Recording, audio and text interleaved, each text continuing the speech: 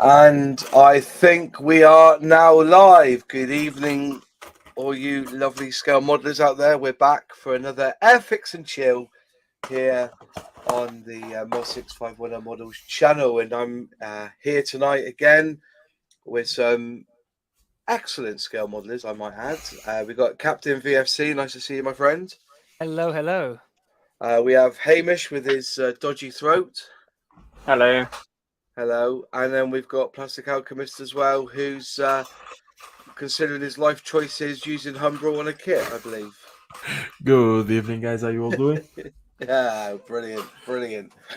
So let's go around the clock again. And Plastic, what have you got? What are you working on at the moment? You're working on 2 models, aren't you, at the moment? I'm working a bunch of models, but mainly this Spitfire 148 scale, doing the paint on it, and my stream model for the Airfix and Chill, the Grumman Wildcat F4F.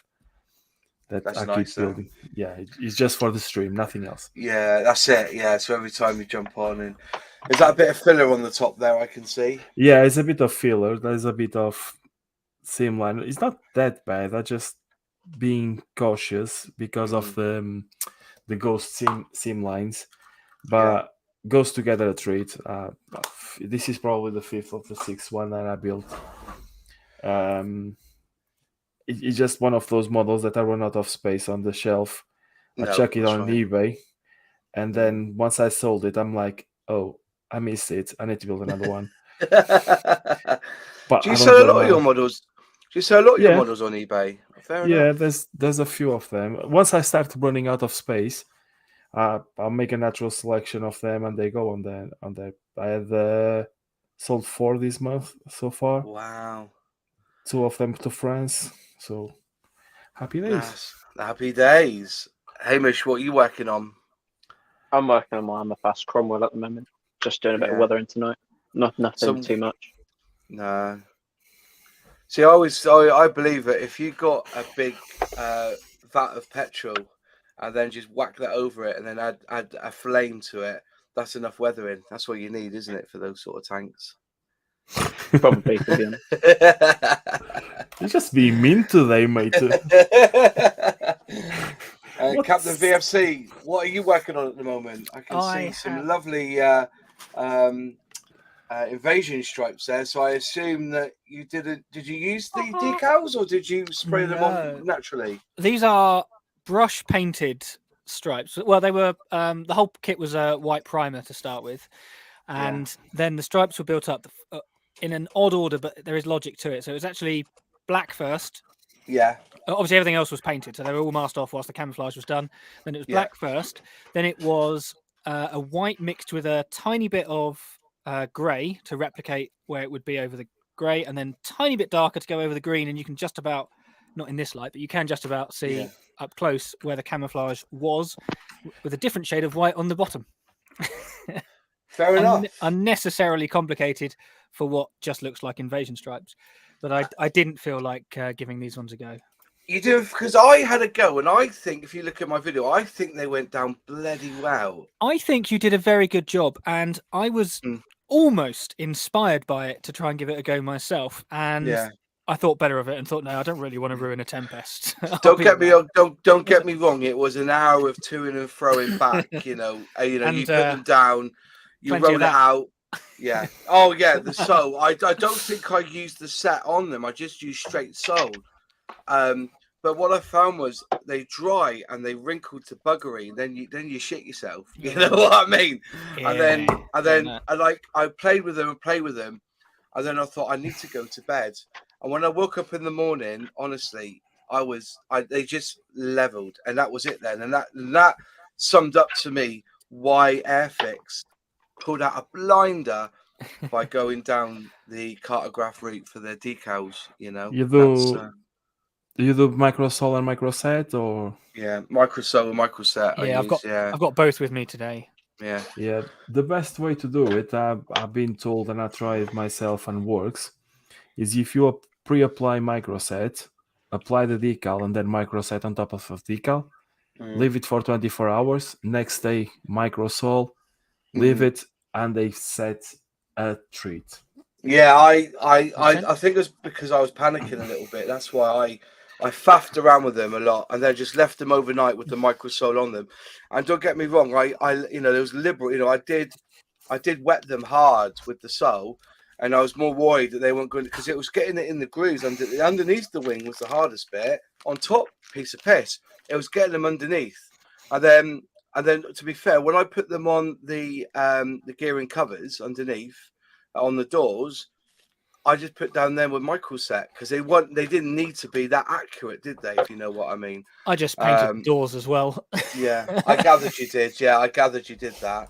But yeah, I do have a second kit with me, which is possible. Well, I forgot I bought it, and it's possibly the simplest, smallest kit that I've got. There's 2 of them in a pack, and I bought it just for the wheels from one. It is that. That is the whole kit. Just that. That's brilliant. It is a Coopercraft plate layers trolley. £2.40 when I bought it. It is just basically a plank of wood and some wheels. And I thought if I get bored, I can do that in about 5 minutes. And there's the remains of the other one that I've got in the bag. Sounds about right. I was clearing out a box and found that and thought, oh yeah, I needed the wheels, so I bought that. Why not? Yeah. I just where's my arrow go? I've lost my arrow on my computer. There it is. I've got 3 screens. Dan's just said, got to agree with you there, Moz, on the invasion stripes. Thanks, Dan. I presume that you've put yours down and they went down well as well. It was good. And Erwin has said that those non-decal invasion stripes look amazing. So you've done a good job there. So Stuart is that. Yeah, go on. I was going to say a nice handy hint, certainly on aircraft of this size, is the standard, I believe it's 5mm Tamiya tape, is the exact width of invasion stripes from the RAF. So 172. Yeah. 172. It's exact. It should be exactly 5 mil. So I mean, if you line these up, they're basically the same, and that was literally just 5 strips of tape in a row to measure it out. Fantastic. Fair play. Well, as a lot of you know, I've been working. I've gone out of my comfort zone. I've been building this Revel aerodyne, and it's a bit of a snap kit. I don't understand Revel's levels, you know what I mean? But apparently the level is how many parts is in it.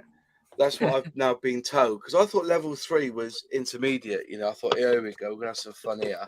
But to be fair, it's actually come up really, really nice. I'm really impressed with how well it's gone together. The chrome was good. Decals was a microsole sort of jiggery pokery. But I think it's come up absolutely fabulous. I all lacquer paint as well, so I used the whole tub of this stuff, the LP7 pure red, and you don't really need to gloss after this. I did put a gloss coat on top, but you don't really need to. But yeah, it's come up really, really well. The build video is coming out Wednesday. I've just put it live now so that the channel members can watch it first, because I always try and put the channel members first, so they get first dibs at watching the videos, obviously, and then it will go live on Wednesday. But yeah, it's the decals are very thick. There's some cab detail there. If I can get close on it, you can see inside the cab. There is some cab detail there with some decals, about 5 or 6 decals inside. But it was all just sprayed up, really, using the lacquer paints. And I just think it's come up rather nice. And I think the chrome, you've got to be careful with chrome, because if you scratch it, you've got to basically peel it off and start again. And it's a pain in the ass to do that, especially when it's already been chromed. But yeah, it went down an absolute treat. Absolutely lovely. Really, really happy with it. And so that will go on display in the local library. And away you go. But yeah, the old flat aluminium there on there. You see, that's what I was saying. I did flat aluminium on the wings, and then on these tread plates, I used silver. But it looks exactly the same colour. I don't quite understand why. But yeah, it's definitely one of them. It's 132. And believe it or not, I saw this in the deal because Jadlam sent out an email saying they got these for 12 quid. And I thought, wow, let's have a go at this one. And for 12 quid, I got a hell of a kit out of it for 132 scale. And with 57 parts, it's not too bad. I think it looks bloody good. Thank you very much. I appreciate No, that. that's really good for sure. Yeah. Yes. Little bit of Tamiya panel line was used, just around some of the edges and that. But other than that, I'm not going to weather it, even though Sully was saying I should have weathered it. But that's because he's a weathering whore, isn't he? You know, he likes to, you know, he'll weather his face if he could, you know. Everything has to But be weathered. yeah, everything has to be weathered. But I think Revel. It's not a Revel kit anyway. It's a monogram kit, 1984 tooling. But it's just as good as it was when it was released back in 1984. There's very minimal flash. The only place I had to do any filling was on the I think that's an air intake stack there. I had to fill some of that in and rub it down and make it a bit pure. And also I've just fallen back in love with the Posca pens. I used the Posca pens for detail on the edge here. You know, on here, on the front, inside, anywhere I need a little bit of a touch up, I just use the Posca pens. So worth buying, folks. Speaking of Sully, is he popping in? Or is he? Yeah, hello, Sully. He's just popping in. We might or might not have called you a whore, but yeah, a weathering whore. we might not have to. Yeah, as I said, I was impressed, you know, and I said if anybody wants to get one and build one, I recommend it. I will recommend buying one. And also, I'll tell you what I did also use on the part. So you see the orange there. I used that clear orange, the LP, and I just dabbed it in the recesses, and it just laid down flat. So you've got, you know, especially on the mirrors there, you've got some orange on the mirrors and on the top lights there. On the back, it should be red, but I haven't got any red, so I just painted that red normal. But other than that, I was watching the video whilst I was making dinner, so I was kind of zoning in and out. Did you varnish over the top of the decals? Because it didn't look like you did. No, I didn't. No, I didn't. Oh, rebel. I know, but I didn't think it needed it. I'd already glossed the red anyway underneath, and I don't think it need. You tell me. Does you think it needs it? If they've gone down flat enough, do you think you should have gone over with a gloss? To protect them, quite possibly. I don't think it needs it visually, but if they start flaking in 6 months, you'll probably regret the decision. Yeah, probably. But I was more in line with just trying to keep it as purest as I could, like, you know. That was the idea. And to be fair, when you put on these stripes, they're not sprayed on anyway. They're just a sticker, aren't they? In real life, they're just a sticker. True. So if you glossed over them, but ultimately, your model, your choice. Exactly. Yeah, exactly. I was just curious. But it's my very first truck I've ever built, 132 scale as well. So for that sort of, for 12 quid, I don't think I did too bad. You know, it's no, it looks really good. Yeah, I just gone back to e-models just to replace all the Tamiya that I've used, because when I use Tamiya, I don't know if you do the same. As soon as I open up a tub, I just thin it down ready to use, and then just close it back up again. I don't bother with just little bits and then mixing it. I mix it all in one go. So, but anyway, discussion for tonight, folks, is scale. And I was wondering, what's your favourite scales and why do you choose different scales? Now, obviously, if you're an armour builder, you're more likely to build a 135 to a 172 tank, aren't you? But I've noticed there is a sharp divide when it comes to planes. A lot of us modelers either stick to 172 and 148. We very rarely mix the two, which will bring me on to the starter sets, because I've seen a lot of hate. Not a lot of hate, that's a strong word, but a lot of disgruntlement that the starter sets are 143 and not 132. And I was going to see what your thoughts are on that, you know, as well. Just does scale really matter when it comes to building a model? Over to you, Captain VFC. What's your take on scale? Was there any particular scale you enjoy building? Anyone who builds planes that are less than 148 isn't even a modeler. Ooh. I'm making a 1/72 plane right now. Obviously, that's not true. I personally stick with 172 for pretty much everything because of one, my eyes aren't amazing, and I don't really have the skill to do great detail. You can kind of get away with being a bit more amateur on a smaller scale. And also, this is very easy to display. You can just stick it on a bookcase or a shelf without it taking up too much room. So I personally go for 72nd just for cost and space efficiency.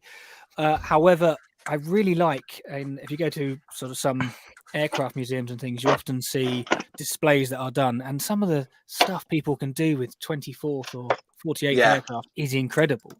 I just don't think I'm either good enough or have the investment to do so. For tanks, I have a few at 35th because they just look much better, and I have a few at 72nd because I picked them up for next to nothing. Exactly. Yeah, I get that. You know, I built that 172 scale. What's it called? The Stalin. You know, Da Vinci's classic. Went together really well. A little bit of weathering on that. You know, it came back as a good kit. You know, so. But I said, you know, if I build a tank tomorrow, I'm just looking up on my shelf there. I've got 3 at 135 scale. I've got a Zvezda, or don't mention Zvezda. I should be dragged into that wartime battle online, wouldn't you? That social media battle. Zvezda, I've got I got 2 Tamiya. I got Tamiya 135 there, and I've got an Airfix 135. So, and I have got on order the Brumbar. I think that's coming on order as well. So, that's my, you know, I see Sully's a 148 guy. What's that? Sorry, Hamish? Oh, I thought the Brumbar looked a bit goofy.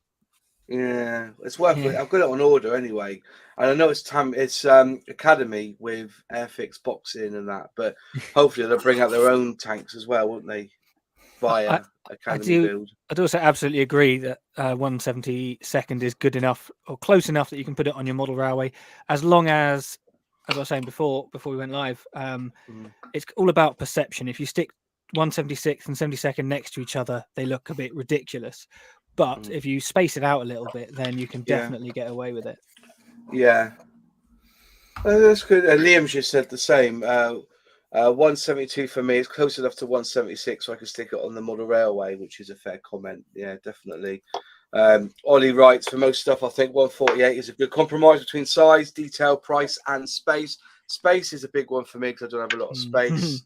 But as I said, most are going up to the library these days. And to boldly go, which said most of my shelf queens are 1 to 72nd aircraft. And I think that's where it lies, isn't it? You know, what space you've got, you know, whereas you could put 3 172 planes on a mantelpiece, for instance. If you got 148, you may just manage to get 2 on. So, Celtic West writes, I think these days the detail of the 172 aircraft is as good as 148 back in the day. And that's been mentioned quite a few times. I think Phil at Flory Models has said the same. That's gone on in that sort of guys. Plastic, you're a 172 guy, aren't you? You're not really 148. Depends on the mood. Mainly 172nd, that's for sure.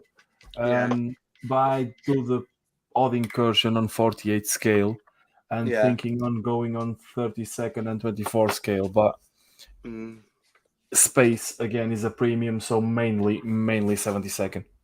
Even the little armor I try to get in 72nd, like this one. I was going to just about to say, because you've done a few 72nd scale armor pits, haven't you? So, even the armor I try to go with 72nd because again space is at premium, so it has to be. I get that indeed. Just looking through the comments here. Dan Usher would like to see a buff in 148. They're big enough in 72.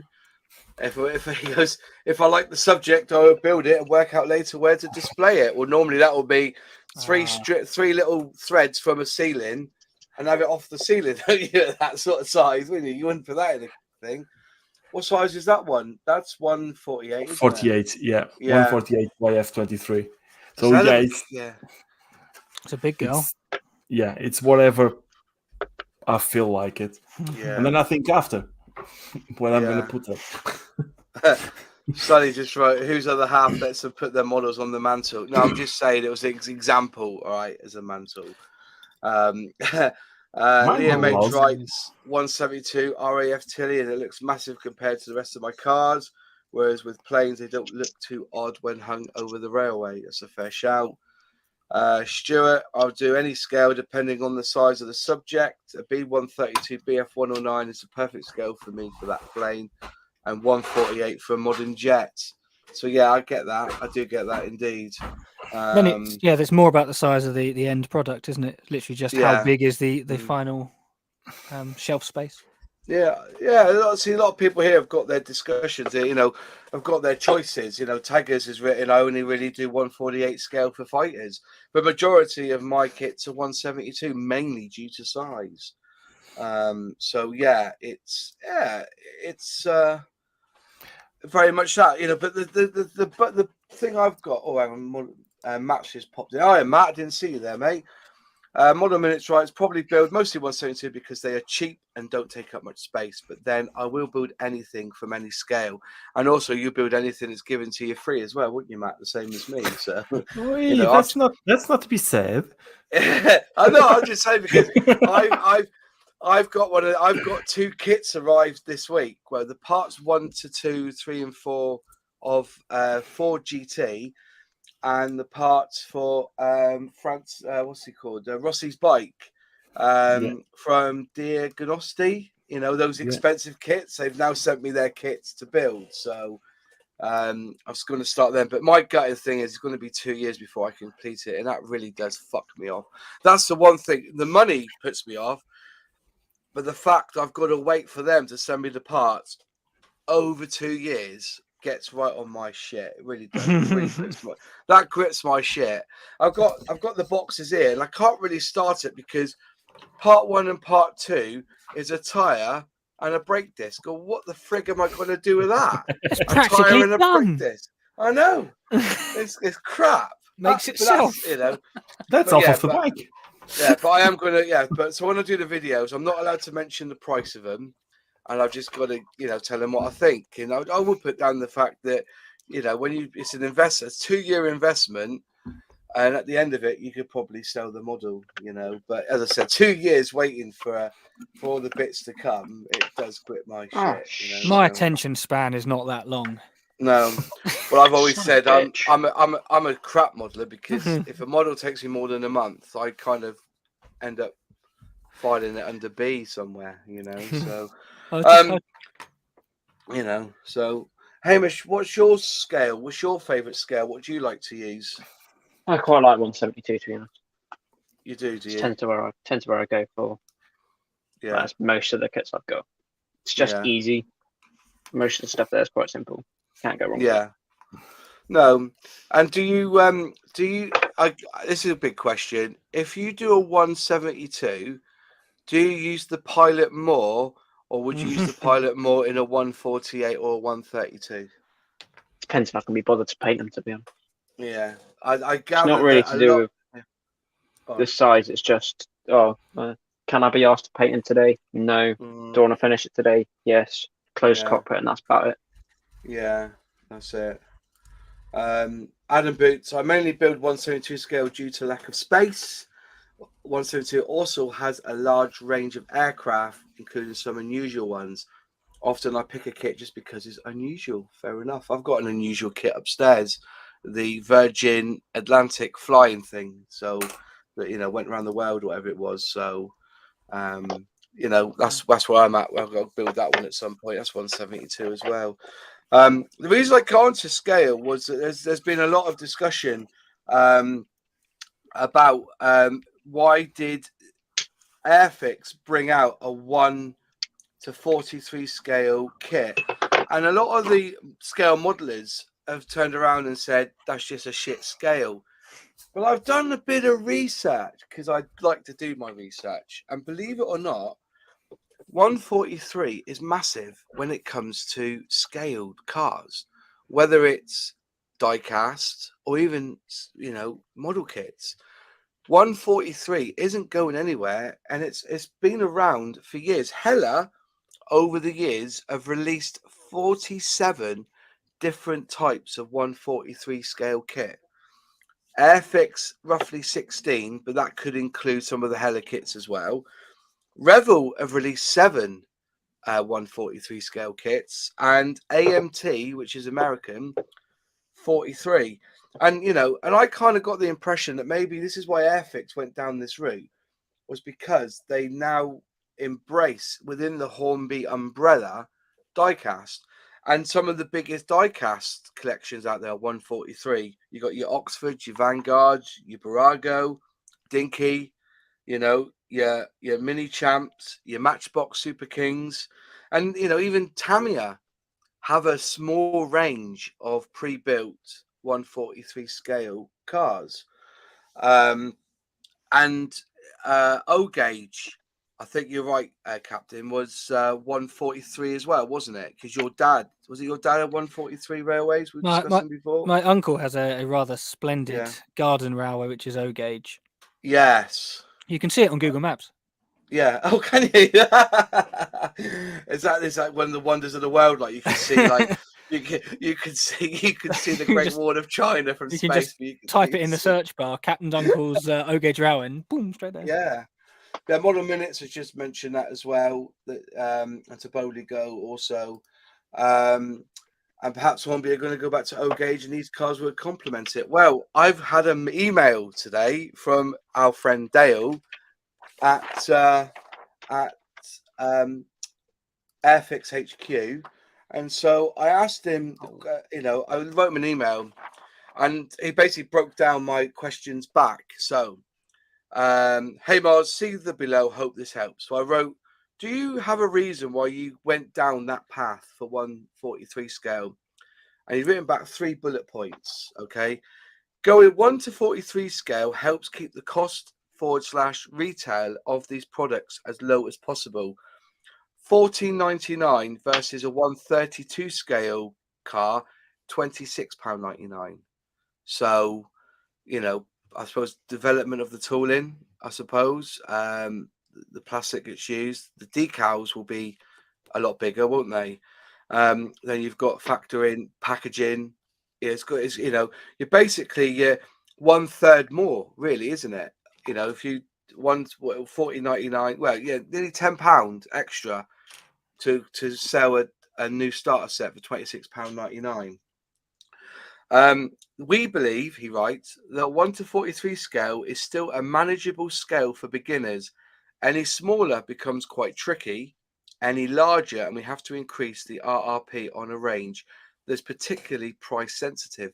Now, I was going to look at the Revel prices. So if anyone on the chat now, go on to Amazon, type in Revel starter set, and come back to me on the prices. Just an average figure between. So I was going to do this before I went on. I forgot to do it. What are Revel starter sets? Because they also come with 3 or 4 paints, some phenomenal contactor glue, I might add, and a paintbrush.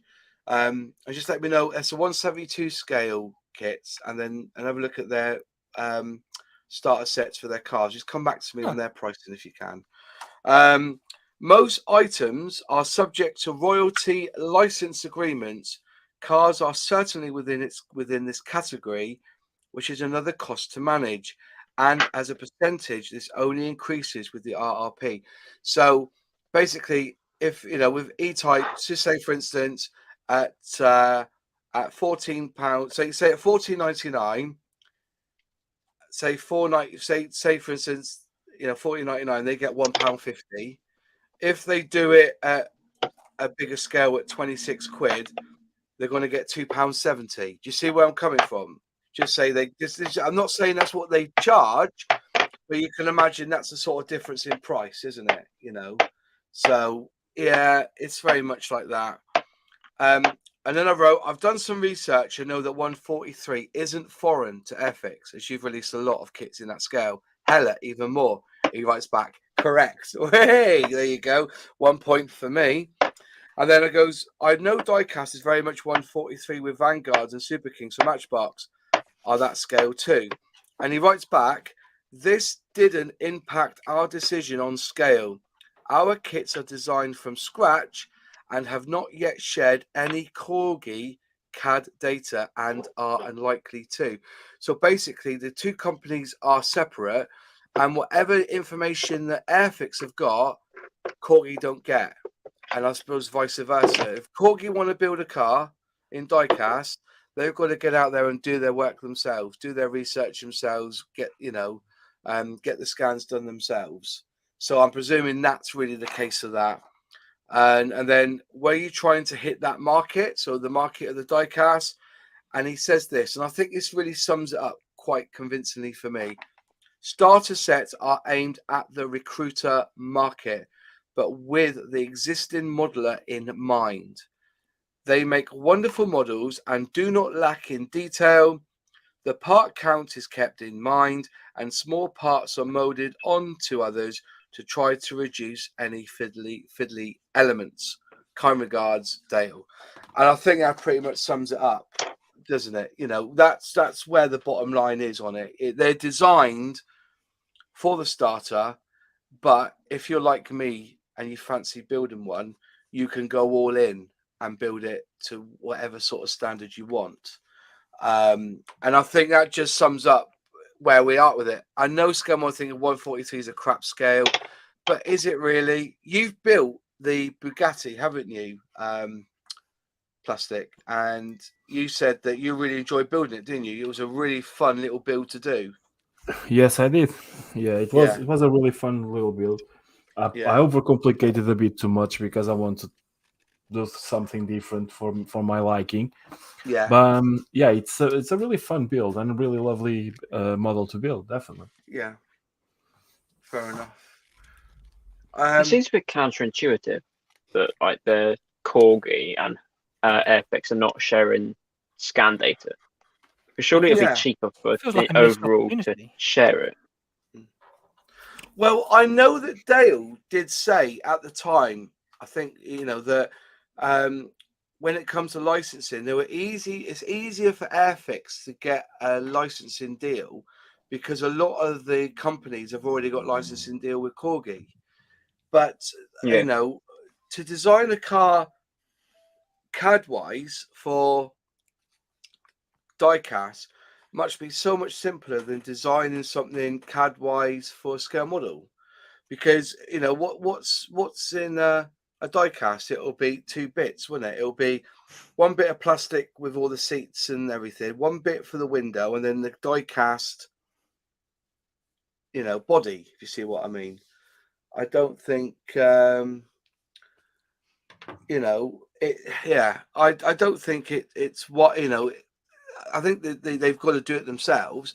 But when it comes to licensing, they do bang off each other because they have got their own licensing agreements, and they can. And if Hornby's got the Corgi one, why not use that? And like with Oxford now being part of that diecast brand, why they wouldn't go down that route, you know? But yeah, to be fair, I enjoyed building this Jag. I think it looks sublime.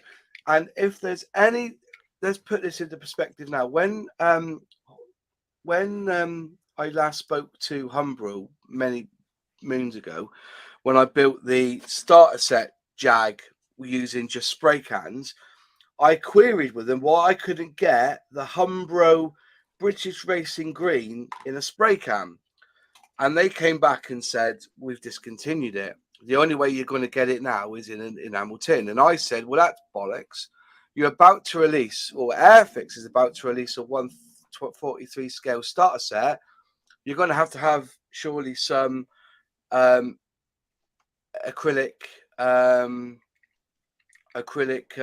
paint to do these kits. And then they came back and said, oh yeah, we're still going to keep British Racing Green in the acrylic range. But I sprayed this up using a rattle can, and I think this is a good advert for using rattle can when you're doing cars and gloss. All right, I know it comes out really fast. You know, you've got to. The rattle can spray is a beast you've got to control. I get that. You know, it's like lighting a fag off the top of a cooker, isn't it, with the old gas stove. You know what I mean? There's a lot of flame there, and you've got to be careful how you light your fag. It's the same with when you got a rattle can. You can't just go in quick. You make a mess. You got to go in and powder it first, and then go in on that third stroke and leave it very wet, but not so wet that it starts to drip. There's a real fine line to that, and I feel that's that. I think they should bring back the rattle cans, for this thing. But I've gone in, done it my own way. I didn't use the paints or nothing. I just went in. I used lacquer paint to spray up the chrome and everything.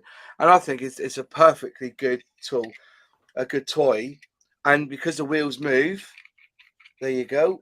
I didn't know they moved. Oh yeah, it's independent axles. Yeah, the wheels move. You already, your video sold it to me. I thought I'm gonna have to get one now. Now I'm gonna have to get two. Yeah, because basically when the chassis comes down on the top and it meets, so the front, I think, is held in with the the interior comes down on top, holds the wheels in. Then on the back, this section here holds the wheels in at the back. So the wheels are completely free and they move. And that wouldn't be, and I took it to a model club, and my mate Paul, who collects diecast, he said this wouldn't be out of place on my diecast collection, because he thought it was diecast originally when he saw it. And I think it's a bloody good tool, and because it's 143, I think it's more accessible to everyone. If you build, this is the 132 scale one. That's the difference in size. What a beast! Yeah. So, and the wheels don't move on this one, I can assure you, because I had to fucking I had to cement them in because the axles were bollocks on this one. There's no tool in it. Was it 1974 tooling? And this one here, but just look at that. It is what it is. It is what it is. I think now I've explained that way, I don't think as scale modelers we've got anything to bitch about, really. If they decide to bring out another range of cars at 143, it's not going to be out of place in the starter set mind, because that's what they're designed for. They're designed, and I think this will be their number one selling starter set, I reckon, because I think kids now want to build cars than build Spitfires, unfortunately. Anything related to war, they don't seem to be that interested in these days. And that's just, that's my take on it. This is why Revel go for all the Star Wars stuff, because they want to go for characters, don't they? Kids want to build that sort of stuff. Well, in my experience with younger lads, there's quite a lot of them that are still interested in wars and stuff. But are they interested in the Spitfire, though, or are they more interested in the modern stuff?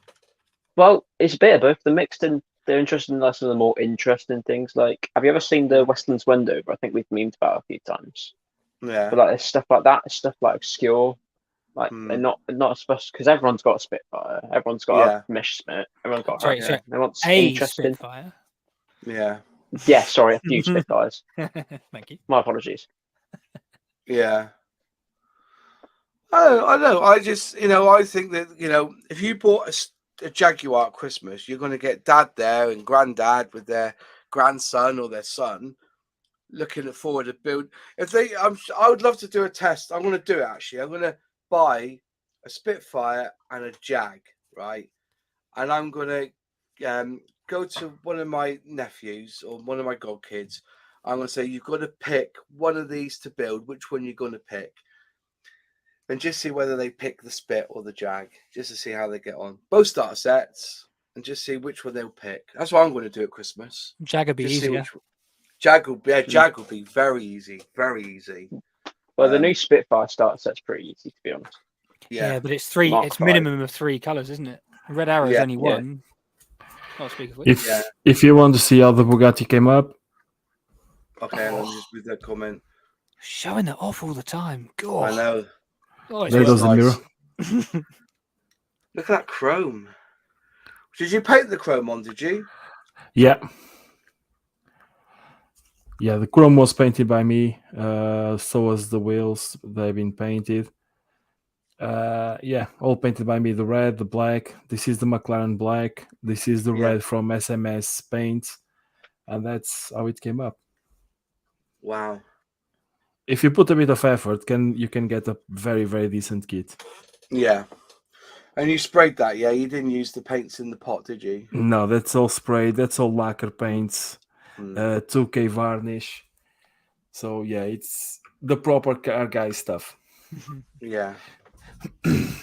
Fair enough. I think we need to kick Sully out of the chat.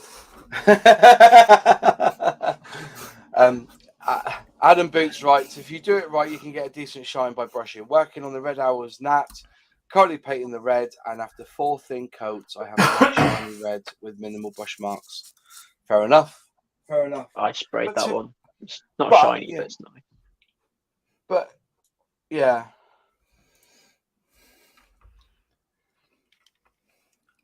I see that, definitely. I do see that.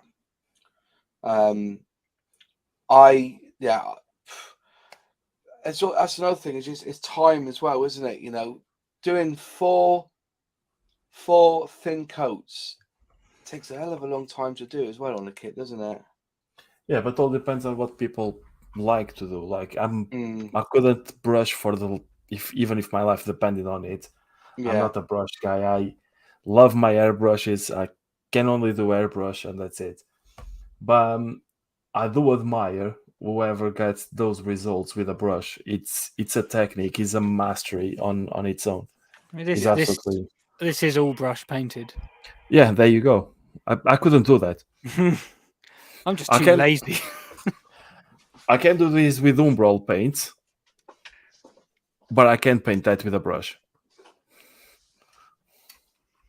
So yeah, it's a mastery of skills on its own, and I admire that people that does that.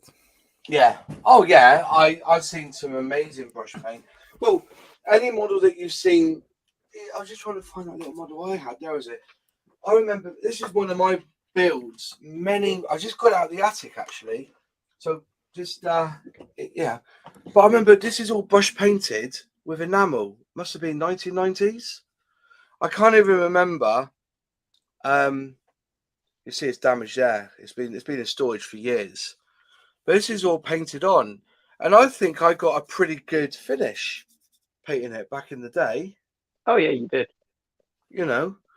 Decals look a bit crap now. But is this an Airfix kit? I don't think it is. But I remember building it years ago. You know. Because even you used to be able to, I can't do it so much now, but all the gearing was movable on this one. But you can have the gearing up or down just by the flaps. It's all attached to the flaps. Yeah, but I don't think this is Airfix. It might be Airfix. Look like Airfix did do that with their kits in the 70s. Yeah. The Mitchell, I want to say, has that. One of the bombers that I've done from them did. I just glued them shut. Yeah. But I think, I think you can get, if you can brush paint, I just find it tedious having to do layer upon layer upon layer. So Liam H, my first kit was a Spitfire, got it a few years ago, so probably 14 at the time. Sadly, I don't have it anymore. As I went through a phase of wearing boots, I didn't notice it fell through the floor. Oh, fair enough. Oops a daisy. Yeah, there you go. Ollie writes, never built a Spitfire. Hopefully I never will. Well, Moz, send him a Spitfire. Yeah, I'll send you a Spitfire. Give us a shout, I'll send you a Spitfire. No. Kick Ollie out of the chat. Well, people that don't build Spitfires have no place on this chat. Yeah.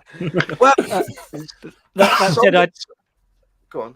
So I was just saying, I bought a Joy Pack, the AZ model Messerschmitt 109s. I bought that after buying 2 Tamiya 109s, another AZ 109, the Airfix 109, and that goes with the other 109s that I have. So I'm actually fighting at the moment. I've only got, I think, 2 more Spitfires than 109s, which is a very, very weird situation to be in. Yeah.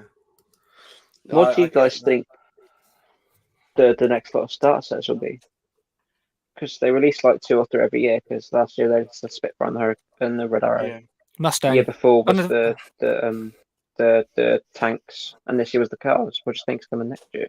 They'll do a P51D, won't they? I hope so. They've already got their normal P51, haven't they, as a starter set? So maybe they won't. No, it's not anymore. Not a starter set anymore. In RAF colours. No, they've taken that off the starter set. I think that's a gift set now. A gift set, yeah. Oh. Never mind. I'd quite like to see like an SBD or a Zero as a starter set. That'd be an interesting. Zero would be one. A Dauntless would be tricky because you'd end up with people like me saying the flaps are wrong because they're supposed to have holes, but the holes are offset, so they're not the same on the top and the bottom, which looks ridiculous unless you use etched parts. But it is my favourite plane, so I will moan and still buy dozens of them. Maybe a 109 then. Yes. No, P51 for sure. I tell you what, though, whatever German plane they have as a starter set, there'll be no effing modelling involved, will there? You know what I mean? Yeah. What puts me off any kit? If I see a kit and it's got modelling, I'm like, fuck off. That's it. No, you need to do the modelling. No, I've tried it years ago, and I was shockingly shite then, and I don't think I'm going to be any better than shockingly shite now at doing modelling. So want me to find out? Yeah, but to be fair, me and Celtic West are on about doing some modelling on one of the planes and using Posca pens to do it, because some people have been using Posca pens to do the lines cheating. and stuff. No, that's heresy. No, go airbrush or go home. Yeah. That's it. Give me a second. I'll show you one. Yeah. Johan, Moz, do some Italian kits. I only have 2 Italian aircraft. Yeah. We need some manufacturers to release some Italian aircraft. Yeah, there's not very many of them about.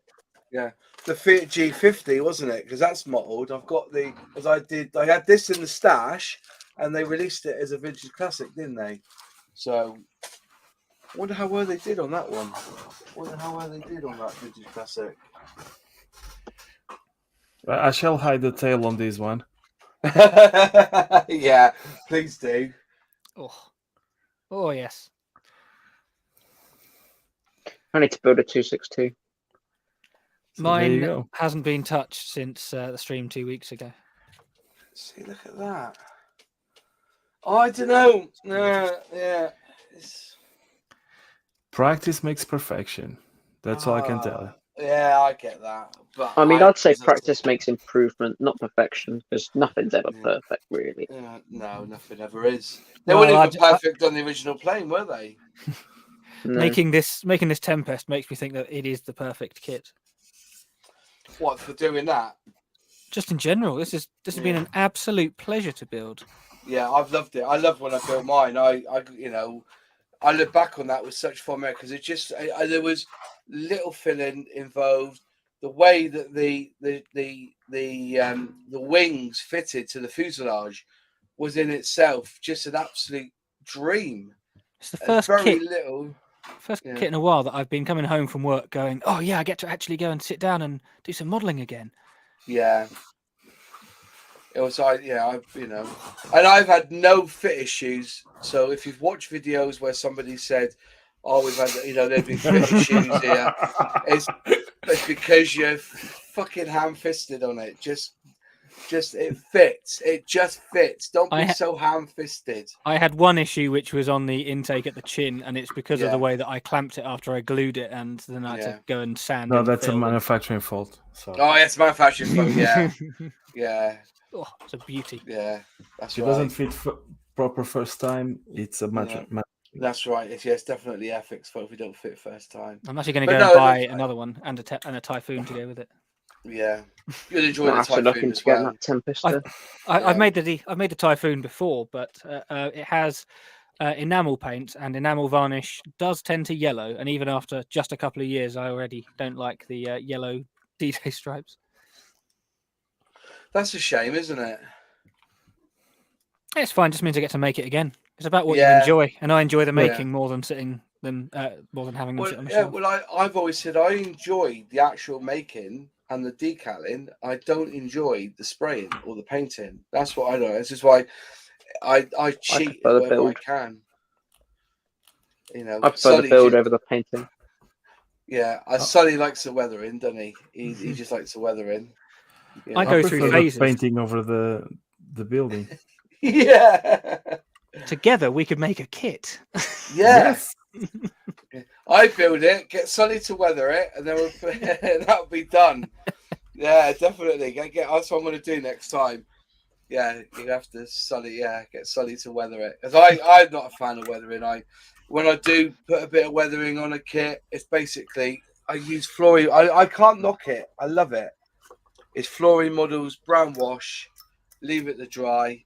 You know, go over the whole model with this stuff, leave it to dry, and then get a tea towel, get a little bit of moisture on it using a bit of spray, and then just wipe it off, and there you go, it's done. And just wipe it in the direction of where the dirt is going to go. You know, and that's where it's at. So I'm not. For me, there's only one plane that I don't weather, and that's the P51. P51. That's the only one I don't weather. Yeah. Fun fact: they were always 100% clean all the time. Yeah. At that speed, probably. Yeah. Even if they weren't, my ones are. Yeah. Yeah, Sully said we'll have to do a live tutorial because that'll be good on the channel. We could do our own little live tutorials on here, like on the chat, and just say this is how, because people are asking me how I clean in between paint when I'm using the airbrush. And to be fair, I'm so lazy. I haven't cleaned this Infinity out for 2 months now because all I do to clean when I finish with my paint job, what I'm doing is I put Brush Magic in, spray it into this pot here, the Brush Magic. Just spray it in with a. I've got a crappy old brush here that I use. This one here, all the way through. Get it all nice and clean. Blow it through, and then I get my IPA out in here, which is my IPA. Yeah, you have a pint of that. Yeah, that's it. IPA, and just put this in there, and then rub it as well with the brush. Get it all clean. Blow it through.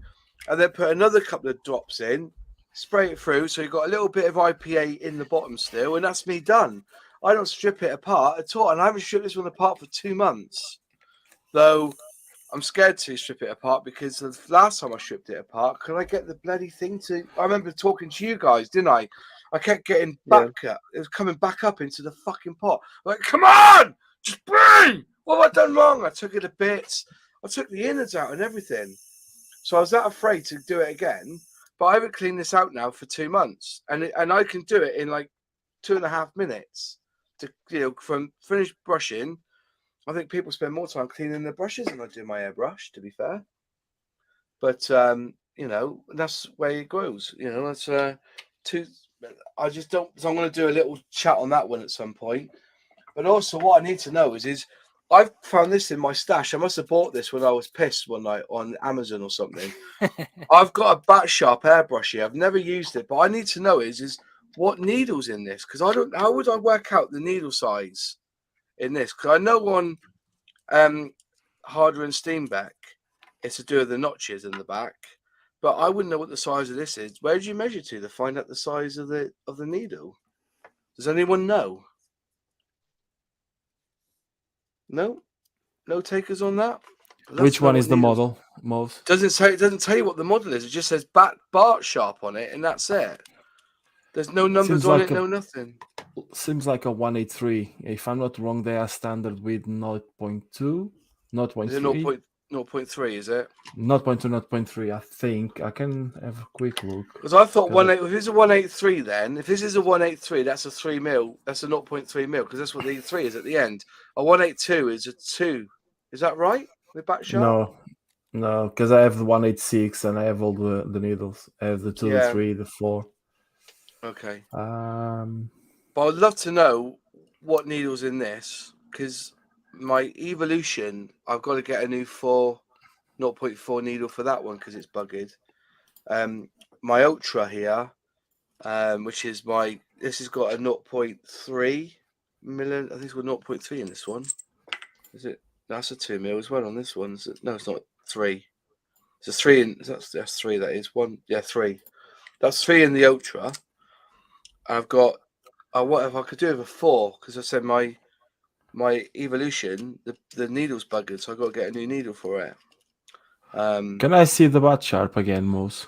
Yeah, butt sharp. Oh, I'll put it on big if you want. Let's put it on big so you can see it. But there's no markings on this one at all, which is. Where's me arrow gone? There it is. Click on. Click on. That's me Bart sharp. Yeah, that's the 130, I believe. 130. And 130S, and comes with a needle.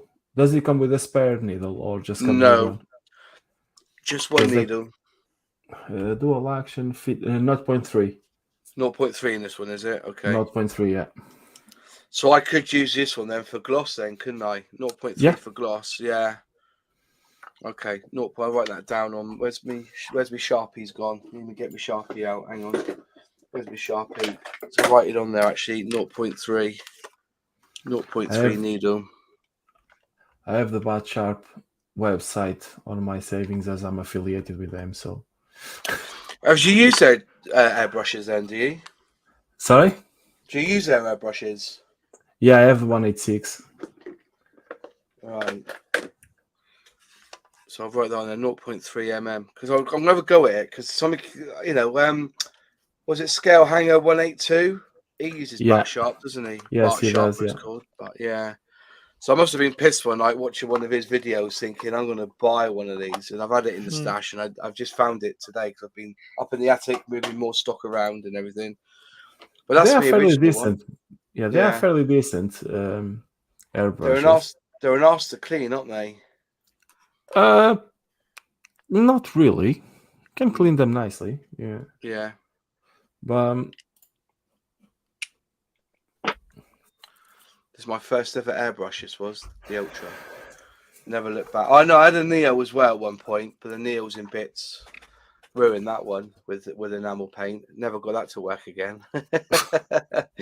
Put enamel through it. Never worked again. Never worked again. Blimey. I don't think the seals were good enough to go through, because enamel thinners is quite hot, isn't it? Like acrylic. Well, I think I'm going to go tonight. You're going to go, mate? You're shattered, are you, mate? Yeah. What's that you got on the bench now? What's that one you're building? That's a Revel Hunter 144. 144 scale? Baby. Yeah. I've got the 70-second one. I would recommend that to anyone. I haven't made it yet, but it looks good. This is a bit of practice for the Beaker model stuff that's coming out within the next year. I'm not sure. I know it's coming soon. Disappointed with Beaker models. I got the email through last week saying that they're not going to do cartograph decals with it. They're just going to have a bog standard decal with it now, aren't they? I think they struggled a little bit. It's not an easy market to get into, is it? But as I said, you pay your money, you get what you're given in it, and we'll see how they get on. I'm looking forward to building it. I'm not getting me wrong. It's just been such a wait, such a long time for it to come, and we've all paid our monies, haven't we? So it'd be good to find out how they go well together. I know Model Minutes has done the 3D print versions of it, and they look pretty swell, don't they, for 144? Yeah, I know he was saying he's aiming for November for the release because he wants them for the IPMS or whatever it was. Yeah, show somewhere. Fair enough. But with that, I'm going to go now. Okay, mate. Well, you take care, mate. Thanks for joining us tonight, and we'll be back next week. Take care, everybody. Have a good one. Yeah. See you around. It's been a pleasure. See you next week. Cheers, mate. See you around, bye. And then there were 3. Let's get this back. The 3 magnificents. Yeah. Model Minutes writes, the extra decals are cheaper, but the main scheme is still cartograph, as far as I know. Looking at when I was reading the email, I assumed that they were dumping the cartograph ones for the normal decals. But if they are still cartograph, that's good going. That's good going. Dan Usher, oh dear, drinking and shopping, never a good idea. Tell me about it. Taggers has written, Moz, have you imposed a swear jar on yourself tonight? You've normally mentioned it about 50 times by now, huh? No, I haven't imposed that swear jar, and people can use that if they want to, but I ain't going to say at all. You know what I mean? So I'm not even going to even mention that at all any part of this stream. Simple as. We did talk about it before we came live, didn't we? Are we going to get a bear cat? Are we going to get a bear cat? They put footage up this week, haven't they, of the bear cat on their Twitter feed and on their social media pages. And they definitely said they're going to give you a free one if they happen to make it. Yeah, you have to remind them. I think I deserve one. I think I deserve a bear cat for free if they bring one out. I want it, you know, yeah. If they brought out a bear cat, then you know that I must have said something that's given them an idea, because I know the guy Luke, you know, I said to him as a joke, you know, you're going to build a bear cat, and he goes and sends me footage of the bear cat taxiing around him, like, you know, so yeah. It'll be interesting if they do that. Crazy Locker just got caught to going to work tonight and move trailers out of the way of the hurricane 3 days away. LOL, hazard pay. Fair enough, Crazy. That sounds a bit of a laugh. But yeah, if they do bring out a bear cat, you know, all for it. I'll tell you what I am looking forward to is their new Meteor. Have you seen the write-ups on that? Oh, stop. It's adult content for me. Yeah. Have you seen the write-ups on it so far? Yeah. See, you know, it's a 172, isn't it, that Meteor, isn't it? Yep. So is that the only 172 they've done this year? No, the Tempest is one, isn't it? That's 172, isn't it? But no, they had that one. Oh, yeah, but that was last year's announcement. Last year's announcement came out this year. Yeah. But for this year, the announcment, there was only 172, wasn't there? I think so. Which is that Meteor? I can't remember now. I can't remember. No, I really. We're closer to the next announcements than we are to the ones that. Yeah. Went. That's worrying. Well, I think the 124 is going to come out before Christmas, isn't it? Oh. Yeah. Talk about polishing a turd. What do you reckon? My next build. Have fun. Can't be that bad, can it? I don't know. I can't even know what's the decals like. Oh, I might use the decals actually. They look pretty crisp. Not too bad. Are they cartograph decals? Let's have a look. Are they cartograph decals? Yes, they're cartograph decals. That's good. Yeah, you'll be fine then. I'll be fine. 132 scale though. Starter set. That does seem like a very odd scale in general. There's not really anything. There used to be a few tanks in 32nd. Yeah. But there's not really anything now that's made in that scale. No. At least I think the best scale for combining. I just realised I brought it back on theme. You're welcome. 48 is probably the best overall because you can get tanks and planes in 48 quite easily. Yeah, that's right. You can. That's quite a true shout. That. Yeah. But yeah, let's have a look. So, well, first off, they're telling us here to put the glass in first. Well, that's not going to happen. I'm going to have to spray this up first, don't I? Yeah, obviously. Spray that. I might use Micro Red in the LP range on that one. I might use that on this one. So, what have they got inside then? What colours are they using inside? 33. Black. Yeah. 11 and 33. What's 11 then in Humber? Silver. Are we keeping you awake, Moss? No, I had a bit of a late night last night because I was doing bits and pieces. I was editing a video. So hang on, what was it? So 11 silver, 16 gold. Yeah, so you need 16 there. So 16 on there. 19, which is that Ferrari red? Yeah. Yeah. I've got it in a dropper bottle here. What's that say? It's my masking red tape gloss. didn't hold. Did it hold? Oh dear. 33, 34 white, and 53. So basically, inside's going to be all silver then, is it? 11 silver, 33 on the front there. Number 11 underneath as well. So that's all 11. 53 for the axles. What's 53 again? 53 black. Gunmetal. Gunmetal 53, yeah. Moving through, that's all the same. So you got the wishbones moving through. Oh well, sounds a bit of fun. Then the tires, and then you put the glass in. So yeah, then that's it. So it's only 14 steps. So I just think what I'll do first is blow in this red completely. First, give it a coat of primer. What's the kit actually like? Dan is leaving. Pardon? Dan is leaving. Dan Hersher is off to bed now. And you're off to bed, all right then, Dan. Nice speaking to you, mate. The diesel grip she's off to bed. Sorry, the diesel gypsy's off to bed, so stay shiny side up later as well. Nice to see you, mate. Thanks for joining us. Appreciate you coming in. I didn't see that. I was looking at this kit. No worries. I'll keep an eye on the chat. Loving this, you know. It's a Twitch professional right there. Yeah. Yeah, it seems like I'm on Capster. Hey, how are you getting on with Twitch?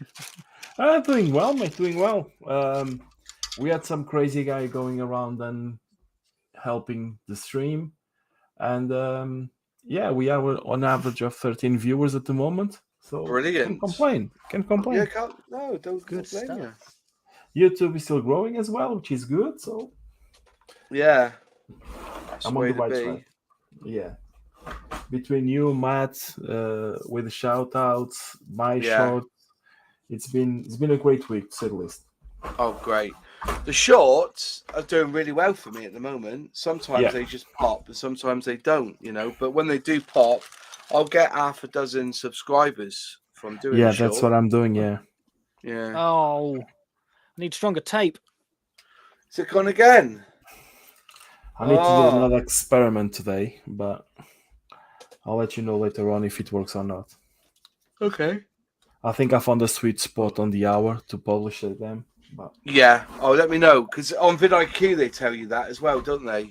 Good spots. Yeah, I'm not entirely sure, because two of them, they blow to 8,000 and 5,000 views. Yeah. So, and they were both published at the same hour, so I'll let you know later on. Oh, brilliant, yeah. So that's the seat, is it? If I could just very quickly, shamelessly plug and say, if you watch me on twitch.tv, whatever my username is, there is a reasonable chance that my webcam will not be duct taped to a monitor and fall off midway through, but I can't guarantee it won't. Just get a microphone arm from Amazon. 15 quid. I will do when I am able to move my workbench upstairs. Well, right. Hang on. My workbench is upstairs. This is a temporary one because I can't stream from upstairs. Usually what I do is on Streamlabs, you can just zoom in and crop. So I just base it in the normal place, but I can't do that here. So I have to bring it a bit closer. Otherwise, you see far too much of my legs for my liking. It's not that kind of stream. Oh, it's on top of the legs I'm more worried about. Not the legs. I mean, well, they have it in between the legs nowadays, so that's fine. It's like years ago when, we used to have your friends stay over and you would sleep top to tail. And I used to hate that because the naughty bits are still in the middle, aren't they? even though you're top to tail, the naughty bits are still in the middle. You know what I mean? Just the angle would be different, But, I remember growing up, just stay at your friends' house. I'll sleep on the floor, thanks. This is a familiar stream. Come on. Oh, we have a laugh. That's definitely the quote of the day. The naughty bits are still in the middle. Oh, yeah. So I'm going to forget the title of the stream. The naughty bits are still in the middle. Yeah. Oh, dear. Well, yeah. We were doing so well.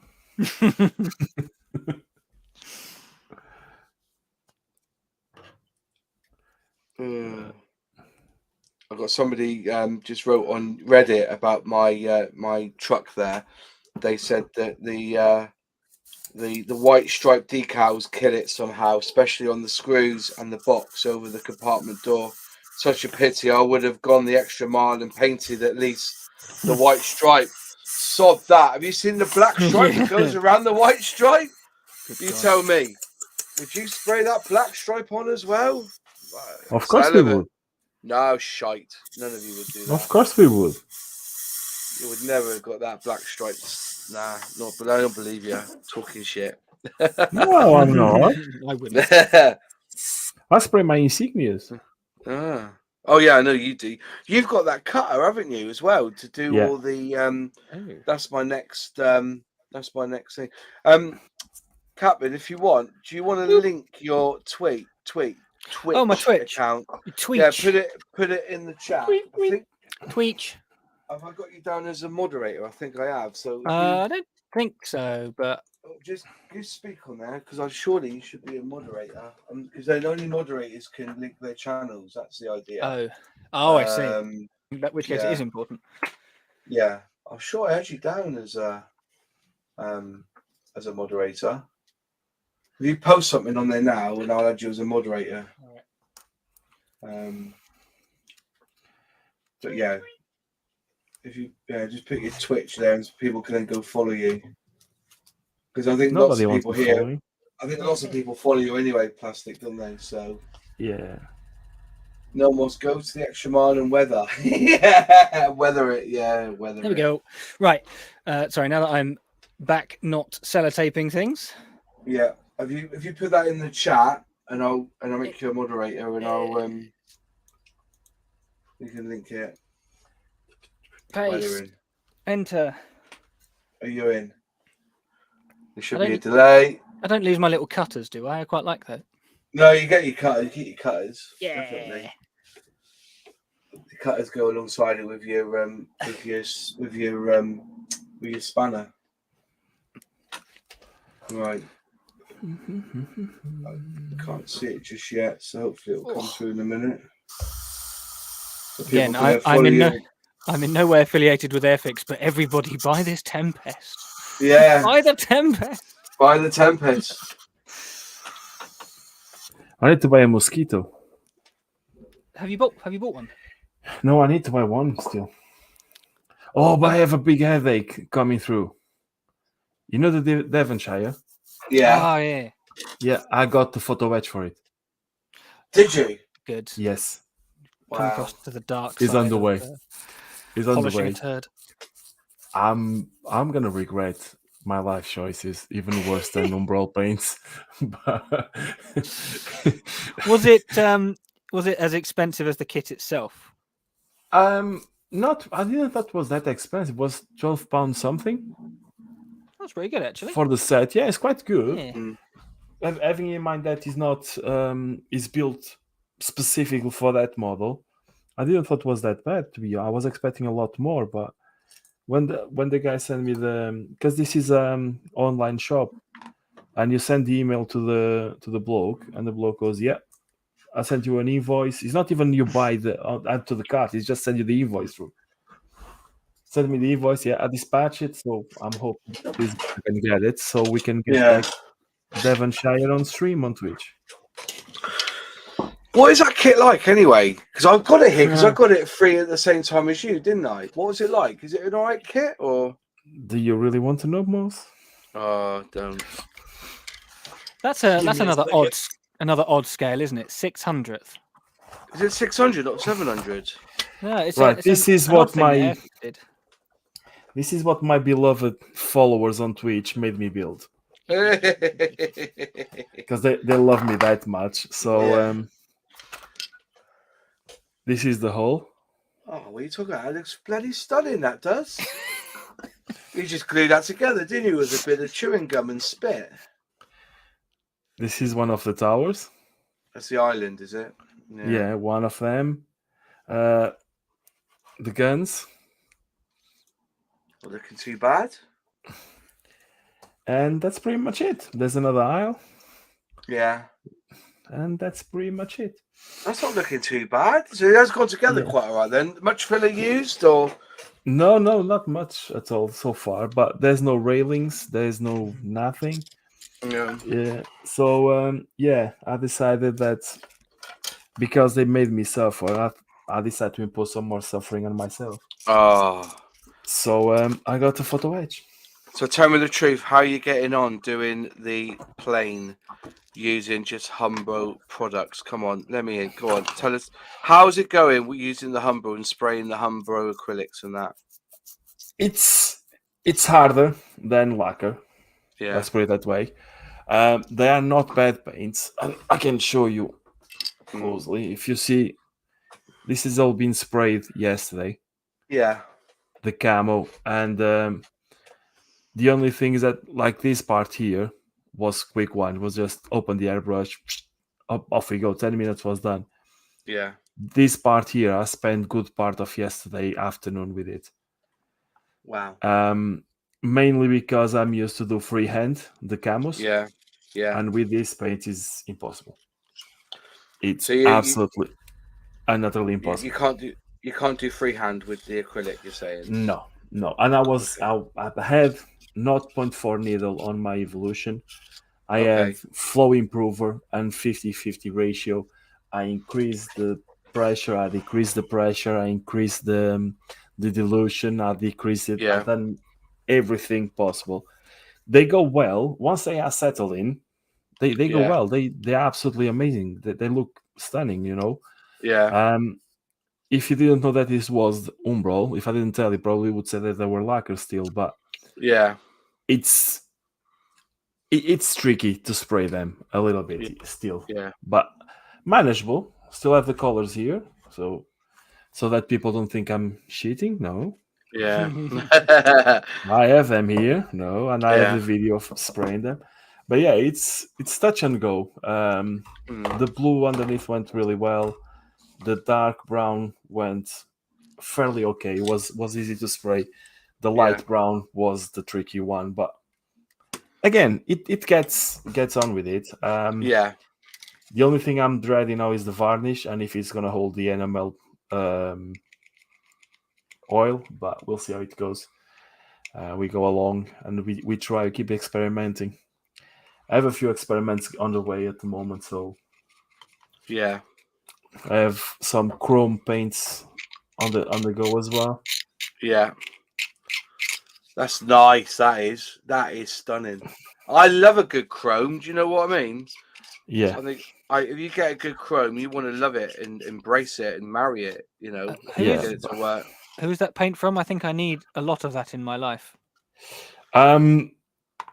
This is a combination of 3 products. Well, 3 products. So you need to have a black base, then seal it with 2K varnish. Then you apply this chrome, and then 24 hours later you apply the chrome varnish.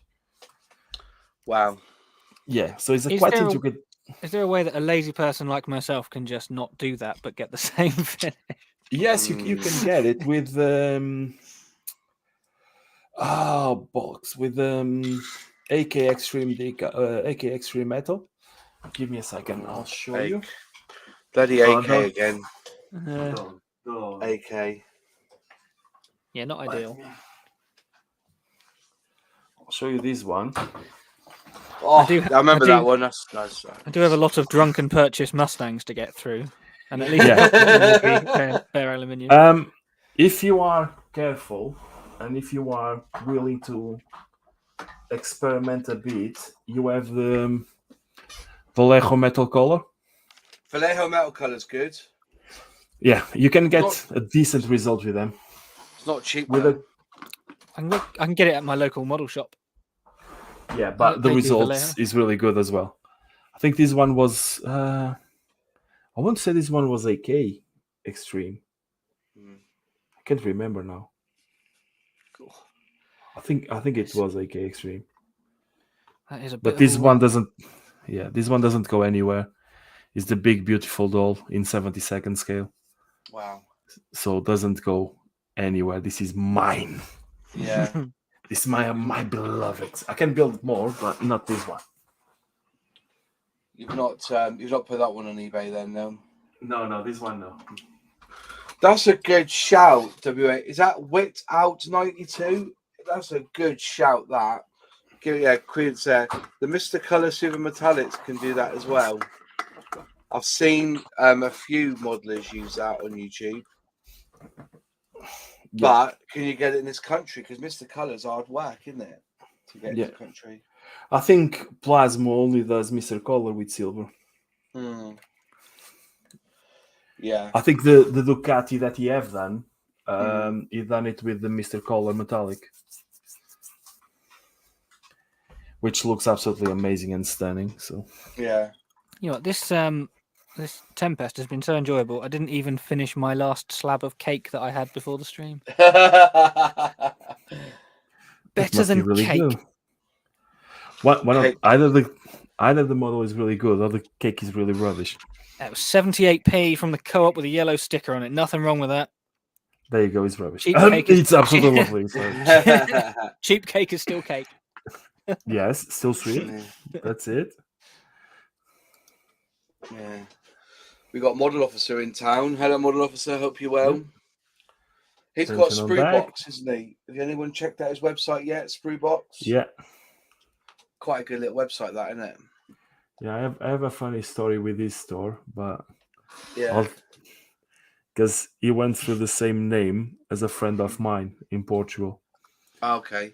And when he started advertising the Sprue box, roughly a year ago, I went to my mate and was like, "Whoa, are you back on business with the store?" I said, "No, what you want about?" I said, "Look, this." "Oh, that's not mine." Whoopsie. Sorry, mate. Celtic West also recommends SMS Chrome, and that's readily available in most shops now. And I think that's going to take it by storm because there's no pre-mixing required in it. It's just straight out the bottle in your airbrush, and it just goes down well, doesn't it? Yeah, I would advise to thin a little bit still. Yeah. But that's... Well, I did the my little Spitfire here using SMS. Unfortunately, I've got a shine on it because I went in close to do airbrush, to do the camo freehand, and it was shined, and I've wetted this down twice now with matte, and it's still shiny through. But I think it's the wrong green as well. That green isn't right for that Spitfire. But that's strange because I've done this YF23. I done with SMS paint. Yeah, and it doesn't came shiny. I don't know why, but it didn't came shiny. I was expecting once you said that, I was right. Let me be ready for the. Did you get in close though? Because I went in close. You see, that's my problem. No. Yeah, I always go a bit further up. But with these paints, I know that you're gonna get trouble if you go close, but because they are pretty much the same as the MRPs. Yeah, you said that. You said they were very close. Yeah, a distant cousin, I reckon. Distant cousin. Yeah. A brother from another mother. A brother from another mother. That's the one. Is this kit or here? That's a worry. Oh no, that's in there, isn't it? Yeah. But I got to the same conclusion as LPG models, and if you guys want to see a good review, head to his channel. They are pretty thin. Yeah. But I think you can get away with thinning them a little bit further. So he's done it. So James has done an SMS video, has he? Yes, he done. Yes. I haven't seen that. Do you know what? Notifications are shit on YouTube at the moment. Are you just ignoring people? One of the things. No.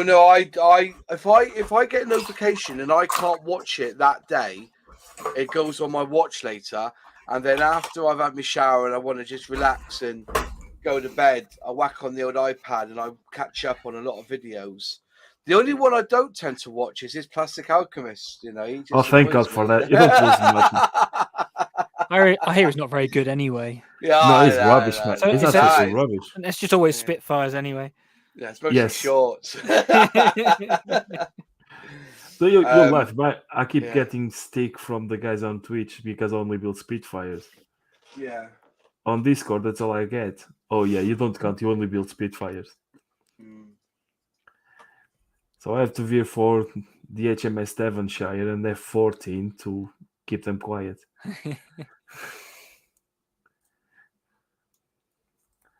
Yeah, it's my fan base is hard to please. Oh yeah, I also didn't. I didn't put the yellow wing decals on either, as you can possibly tell. I'd forgotten I hadn't put them on.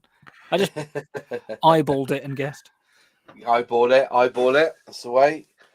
What was that? Given some of the comments I get, you think that I was the worst model on YouTube. Nah, Matt. You know, you end up picking up the crap. I think that's what it is. There's some nasty people in this world who can't keep their opinions to themselves. That's the problem sometimes. Matt, from your comments, I can see that you never saw my videos, so that's fine. No, there are some horrible people in the world, isn't there? Some assholes. Yeah. Some of the comments we've seen recently, like, you know, it's like, what? Did you even watch the video? Did you even watch it? One of the guitar videos I posted a few years ago, loads of views. It was pretty well liked, and then there's just random comment of "No, you're wrong." About what? I know I'm wrong, but what specifically? Yeah. Explain. But yeah, you can't let it get to because you heard of James Blunt on Twitter?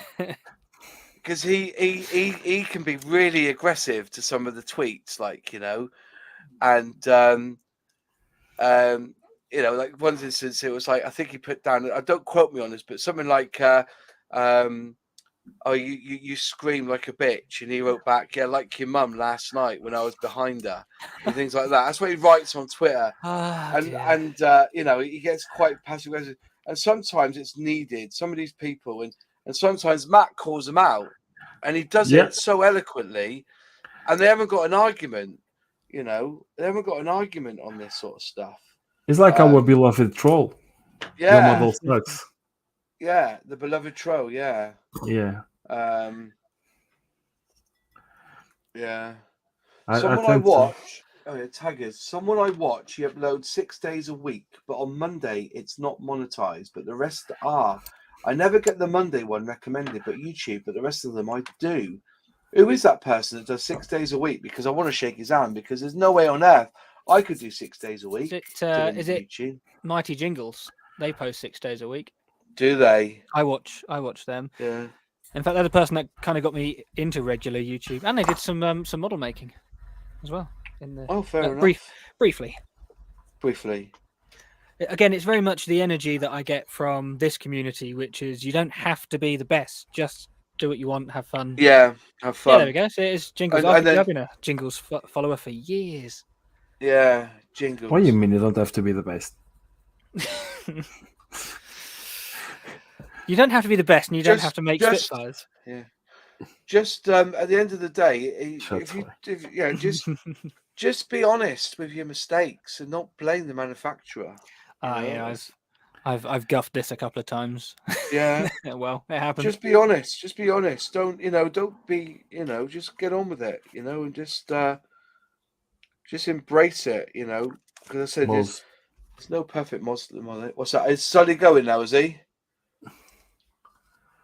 You off, Sully? I'll see you. It's always going to Crete, is he?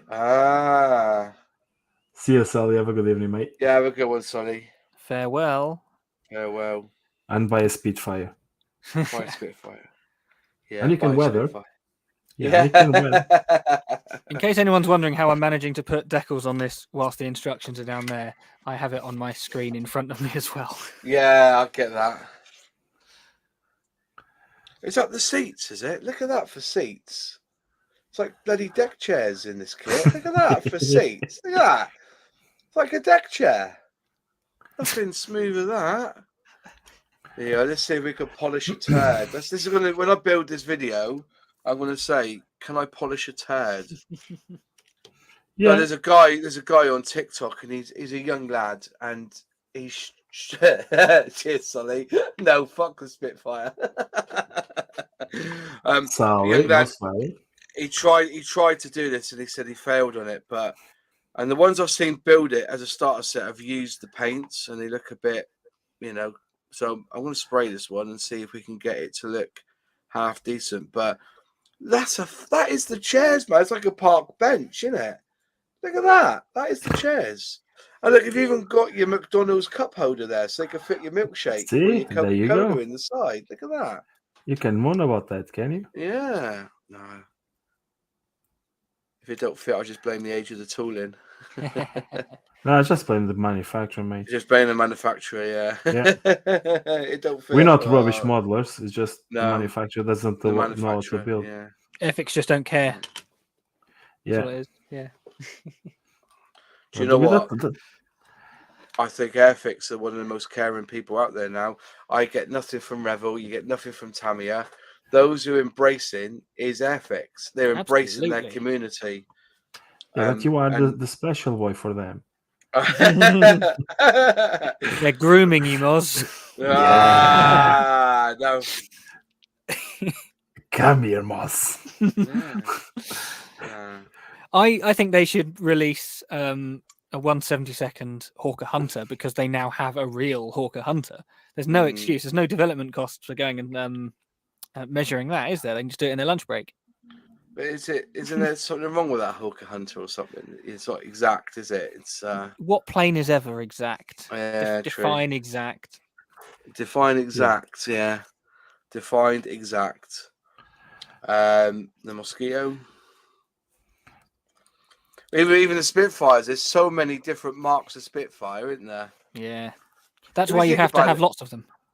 Is there 23 marks of Spitfire? Is that what I heard? Or is it more than that?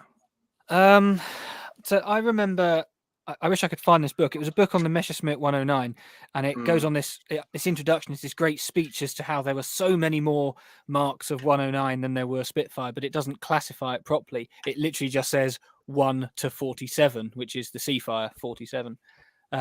But they skipped quite a lot, and a lot of them were development. And then, of course, you got the 9C, the E, the 5C, and all that. So I don't actually know how many versions there were. It was a lot, but I don't know. Yeah. Quite a few major ones, though. And that's why you see so many. What ways around this go? So many models of them. Yeah, I get it, but you can imagine if there's 130, 32 scale. 170. So you can do a 144. 172, 148, 132, and a 124. So 5, and you've got 25 different marks. There's 125 different Spitfires, not including the decals and the different schemes you could do for each one, and whether there was So you can, there's just so many different varieties of Spitfires, and that's why it's the #1 selling kit. Because you never build every single variant, would you? So. And Supermarine had the wonderful foresight for all modelers to make their plane really smooth and simple. It just it isn't pointed. It's just an easy kit. It is an easy kit, mind. That's a good shout. Our model officers hit the nail on the head there. Oh yes. Yeah. Where's where's my arrow to? I lost my arrow again. There it is. Come on. You lost the arrow. There you go. Thinking their next release will be a 1 to 35 Austin fire engine. It's a good shout. If I've heard one. That is a good shout. Yeah, that's a very good shout. Yeah, and they still haven't done the Speed Spitfire, and they haven't done the Spitfire with the the twin pilot, the what's it called? Oh yeah, the TF9, the twin seater. Yeah, they call it the Tilly. Is that what they call it, a Tilly? Something like that. Is that what it's called? Yeah, if they did the twin seater Spitfire, that'd be good. I have resin upstairs where you can, and the canopy, which is vac form canopy, to make a normal 172 Spitfire into a twin seater, but I've never done it. Hi Ray, nice to see you, my friend from Motor. TR9, yeah, the TR9. So they haven't built. No one's done that yet, have they? That one. There it is. Stunning. This was only $4.99 from the Tank Museum in Bovington. Look at that. Yeah. Very nice. Very nice indeed. See, after all, I still have many Spitfires to build. Loads of Spitfires to build. We can all get a Spitfire and build it. Right click, open that link in new tab. What does that one? Oh yeah, that's nice. Yeah, I think a twin Spitfire, like a twin Mustang, would be fun. It would be fun. It would definitely be fun. Definitely. There's all sorts they can do. I say, there's got to be a Messerschmitt involved for next year because they haven't done a Messerschmitt for a few years. So they're going to release a Messerschmitt of some form or guise. Definitely Airfix. If they don't, I'll be very, very surprised. What 92 AZ Models and KP did those in 172, so you can get a twin Spitfire. I do remember that now. Yeah, I do have a KP Spitfire Mark 1. I haven't made it yet. No, They look quite good though. I think Matt did an AZ Models the other day. Did he do an AZ Models with the float on them or something? Oh no, that's PM. PM, wasn't it? Yeah, PM. Yeah, no, AZ are much newer. I've made 3 Spitfire Mark 9s from them and several other things. And some of the older ones are absolute dogs, like real fighting every step of the way to make something decent. But their newer stuff just falls together. Yeah. Because the AZ model is what my I did as an unboxing and a review of it when I talk about. I went to Minehead in North Devon, Somerset borderline, and they've got as a Friday News is a news agent, which it's got the model kits. It's like an old fashioned news agent that had the model kits, and they had this AZ Models Virgin Atlantic Flyer, I think it's called. I've got it upstairs. I'm going to build that soon as well. And it's an obscure little thing. It's got 2 cockpits and everything. Run away from easy models. Yeah.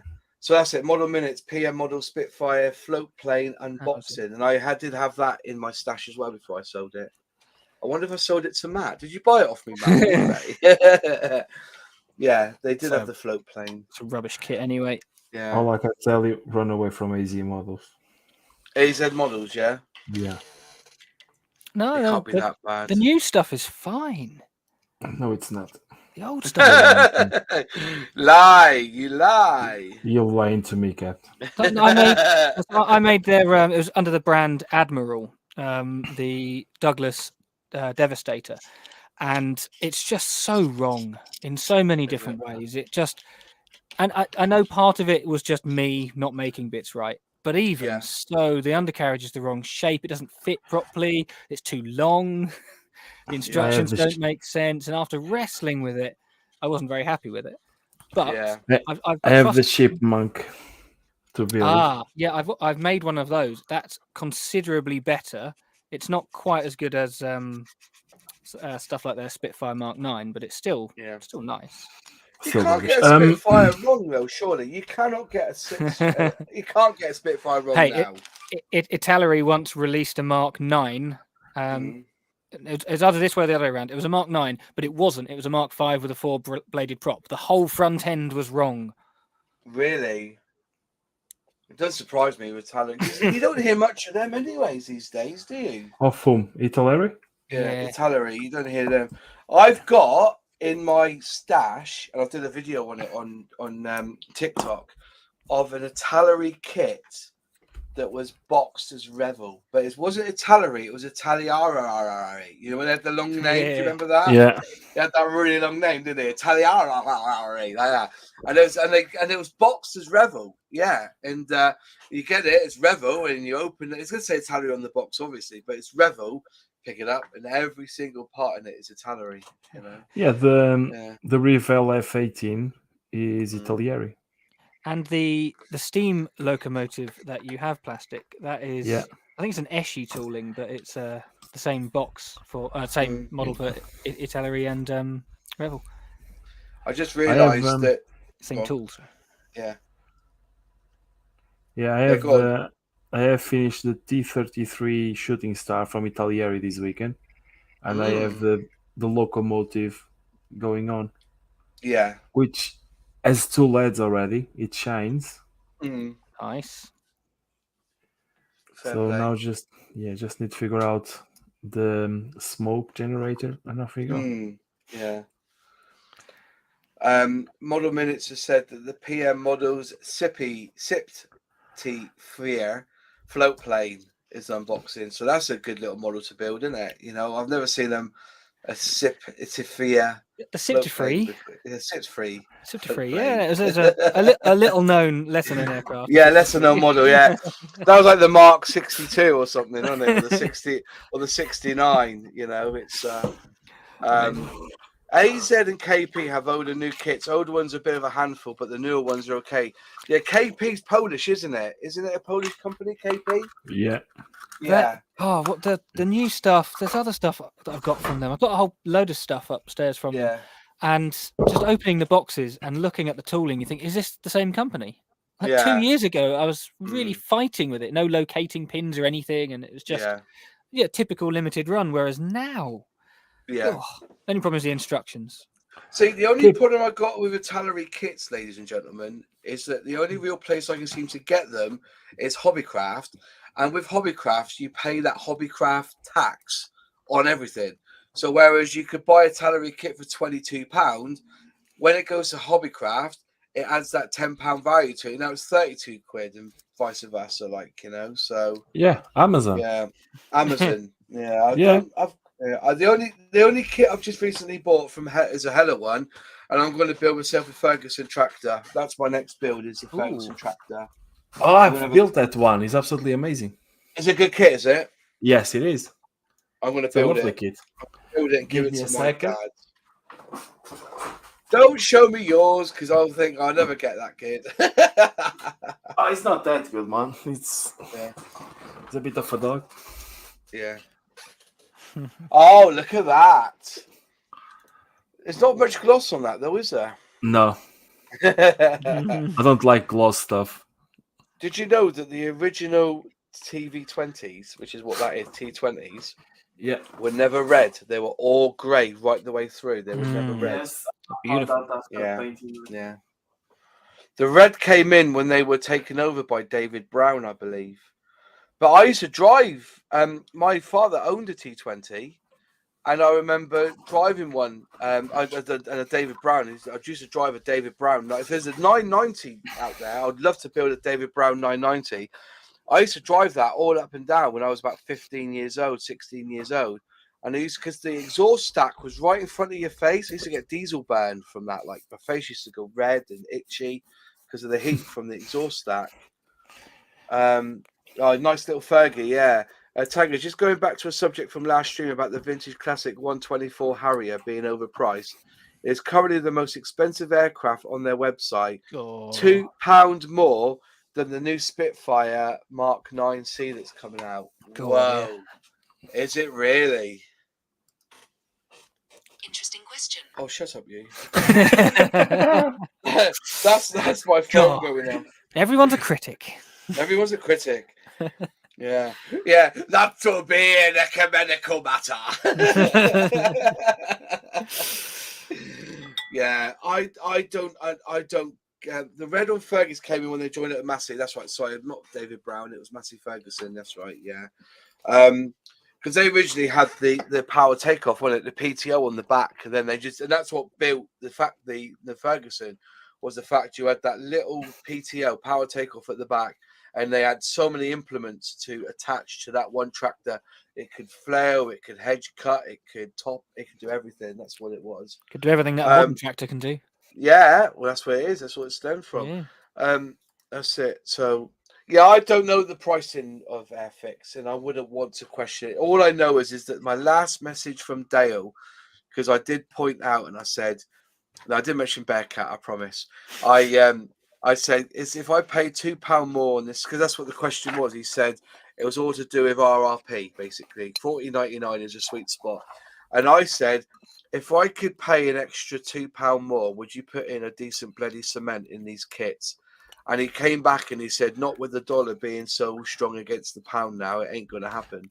And that's another thing we've got to think about, is that the dollar and the pound's fallen so much that we're not getting as much bang for our buck now. You know, I remember a time, is that my compressor going? Hang on. I remember a time when it was $1.66. Do you remember it being $1.66 per pound? So you could buy something for like 17 quid and it was a tenner on eBay if you're getting it from the States. You know, you couldn't, you know, to buy an iPhone in America was worth going for, but now it's even more expensive. So, you know, you can't, you know, the pound has shrunk so much, and unfortunately the price of model kits are going to go up. There's no two ways about it. And it's not just because of the price of plastic's gone up. Just importing and getting them in is going to be expensive now, isn't it? So you don't get much for your pound here now. Is it was, you know, so especially with these governments, definitely. Yeah, and I think you know, well, I said to, you know, when they first announced they were going to give 1% to the lowest tax and then 5% to the richest. Well, hang on a minute, why can't you give the 5% also to the poorest as well? You're giving them 5%. Why can't we get 5%? Because 1% of £20,000 and 1% of £200,000 is no different to 5% of 200,000. You know, that jump is, I don't know, winds me up. No, the poor would only spend it on Airfix kits anyway. That's the as if the riches are going to give out more money. No, they just put it back into their savings. They're not going to spend it. That's why rich people are rich, is because we don't spend our money. So, yeah, there we go. I remember it was £2. Yeah, it was $2 to the pound. That was back in 96, 98, wasn't it?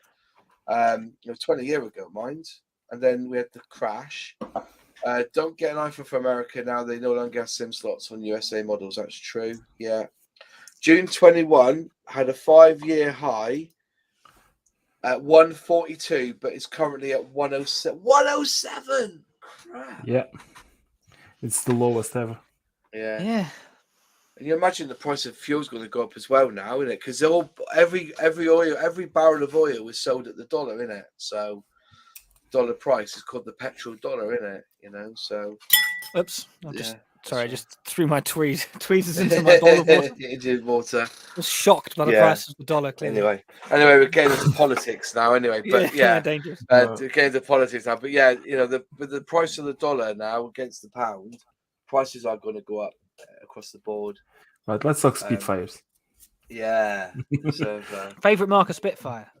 Mate, yeah, well, it's got to be my favourite mark has always been the 1A. To be fair, the first one, I think. But with the 2-bladed prop or the 3-bladed prop? With the 2-bladed prop. Oh, rebel. Sorry, I know. But Con, imagine being a kid and seeing that first one getting out there in the sky. It's almost like looking at the lightning. Like, look, the original models, right? Look at them. Look at the planes that we love the most. It's like the TSR. too. We know that never took. It's just a prototype, but we loved the style of it, didn't we? The Lightning, the EE Lightning, it's a phenomenal looking plane. Not many. That was a good segue. My next plane that I will be building on stream after this will be the Airfix English Electric Lightning.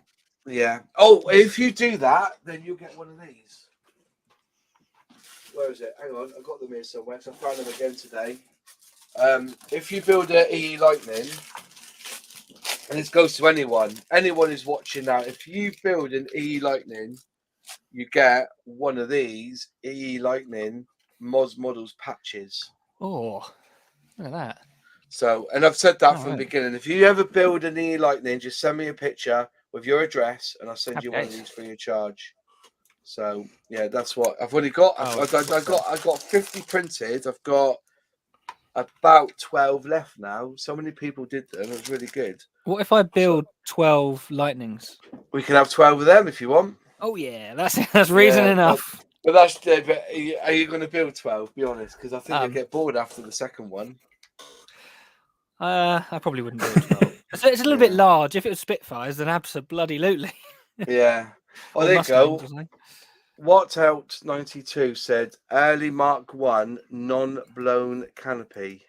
Ah, yeah, very sleek. I've got a model. In fact, I think the first kit I not ever made on my own, but with my dad, was K5054, which was I think an Airfix Mark 1 with a modification kit. So that, of course, has the smooth canopy. It's absolutely beautiful. I still got it as well.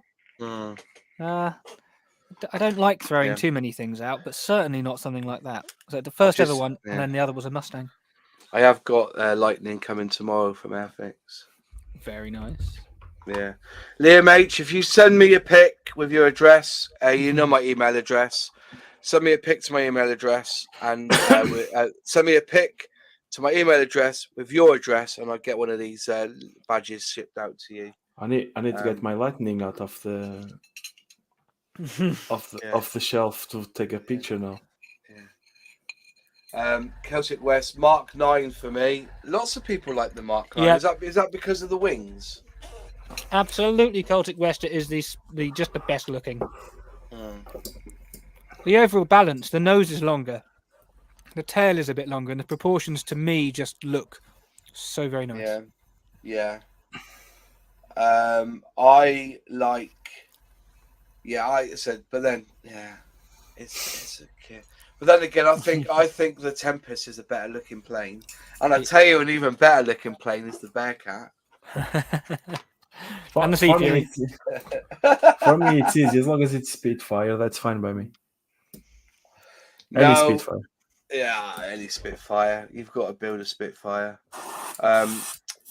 Techman, no, it's got to be a recent build. You take the piss out. You know what I mean? It's it was the idea was to get the Lightning back into the focus, because I think the Lightning is my favourite plane anyway. It's an absolute beauty of a plane. One of my favourite pictures. Where is it to? I've got a lovely picture here. What have I done with that? I can't find it now. Here you go. This is my favourite picture ever. I've got it on my wall. It's taken. This is one of my favourite pictures. Can you see that? Yeah. I'll blow it up. I'll blow myself up a bit. That's my favourite picture. Look at that, the Vulcan with the 40 Lightnings. That's such a nice, nice view. Yeah, Liam, send it to me on Twitter if you like. I can see your email there. The local air museum to me has not only a meteor that I will be going and taking pictures of. They also have a Lightning looking very splendid. They've just done it up. I got some prints for my wall actually, because I'm going to have like a special wall with all my pictures on. You'll like this one too. Look at this one. This one here is the Eurofighter Typhoon British display team, and the woman took the picture, and I didn't notice it until I just looked now. It's before the stream. If you see, look at that. The pilot is actually waving while she took the picture. That's incredible, that, isn't it? That's a lovely. Yes. It's really good. So I've got to get that one framed, and I do have this one here, which I've got to get framed as well. Which is this one here, which is the you reckon it's the Mark 9 Spitfire, don't you? It looks like a Mark 9 to me, yes. That one there, innit? That's the Mark 9, innit? And that one there's a Hurricane 2C, I think it is.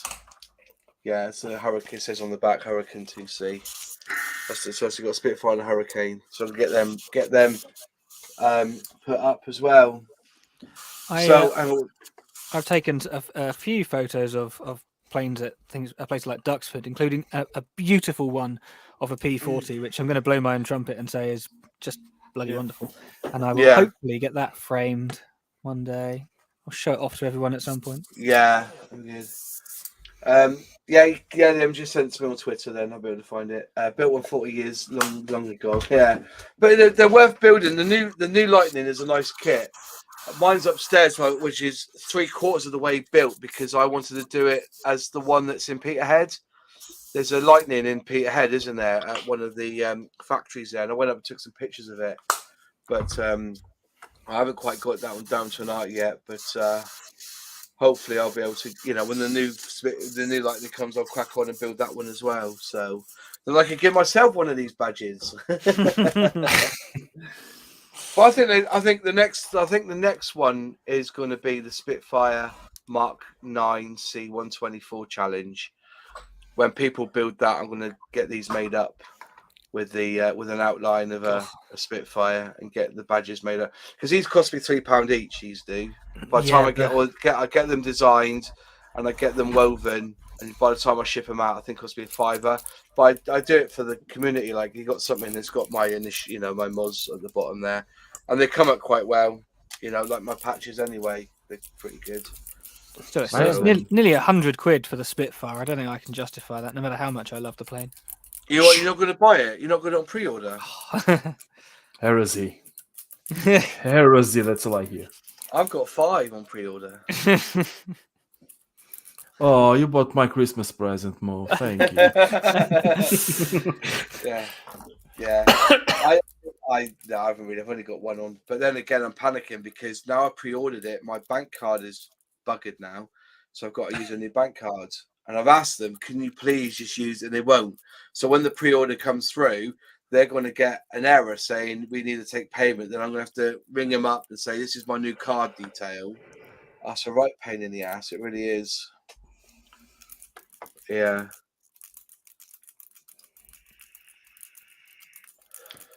A Meteor and a Vulcan, would that be Newark? Is that the way you are? No, it's the Norwich Museum. Although Norwich. I do, whenever I drive around from the Midlands, I like to pop by to Newark because that is a truly stunning museum. I really like that one.